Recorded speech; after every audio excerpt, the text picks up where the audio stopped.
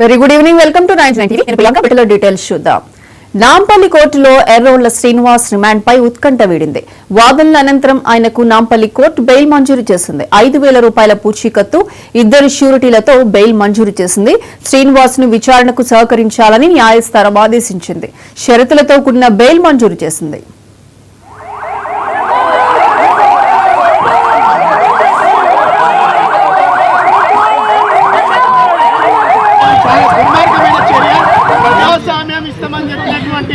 ఈ కాంగ్రెస్ ప్రభుత్వం అప్రజాస్వామికంగా వ్యవహరిస్తూ ఉన్నది. ఎస్సీ ఎస్టీ కమిషన్ చైర్మన్ చేసిన చట్టం అంటే ఏందో తెలుసు. నోటీసులు ఇవ్వకుండా, ఎఫ్ఐఆర్ల పేరు లేకుండా అరెస్ట్ చేయడం అని మేము తీవ్రంగా ఖండిస్తూ ఉన్నాం. ఇది ప్రభుత్వం కుట్రపూరితంగా పెట్టేటువంటి కేసులు. ఎన్ని కేసులు పెట్టినా, ఎంత నిర్బంధం అక్రమ అరెస్టుల పేరిట ఇలా